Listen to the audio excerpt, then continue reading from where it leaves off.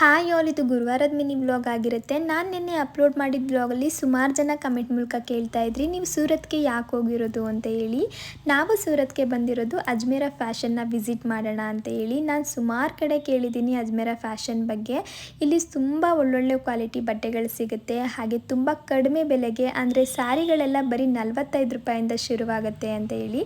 ಜೊತೆಗೆ ಡ್ರೆಸ್ಗಳು ಸಿಗುತ್ತೆ, ಗೌನ್ ಸಿಗುತ್ತೆ, ಹಾಗೆ ಲೆಗಿನ್ಸ್, ಆ್ಯಂಕಲ್ಸ್, ಪ್ಲಾಜೋಸ್, ಜೊತೆಗೆ ಕಿಡ್ಸ್ ವೇರ್ ಎಲ್ಲ ಥರ ಬಟ್ಟೆಗಳು ಕೂಡ ಇಲ್ಲಿ ಸಿಗುತ್ತೆ. ಯಾರಾದರೂ ಹೊಸ್ದಾಗಿ ಬಿಸ್ನೆಸ್ನ ಶುರು ಮಾಡಬೇಕು ಅಂತ ಆಸೆ ಇಟ್ಕೊಂಡಿರೋರು, ನಮ್ಮ ಹತ್ರ ಕಡಿಮೆ ಬಂಡವಾಳ ಇದೆ ಅಂತ ಯೋಚನೆ ಮಾಡ್ತಿರೋರ್ಗಂತೂ ಇದು ತುಂಬಾ ಬೆಸ್ಟ್ ಅಂತಲೇ ಹೇಳ್ಬೋದು. ಯಾಕಂದರೆ ಇಲ್ಲಿ 20 ರಿಂದ 25 ಸಾವಿರ ರೂಪಾಯಿ ತೊಗೊಂಡು ಬಂದರೆ ಸಾಕು, ನಾವೊಂದು ಸಣ್ಣದಾಗಿ ಬಿಸ್ನೆಸ್ನ ಶುರು ಮಾಡ್ಬೋದು.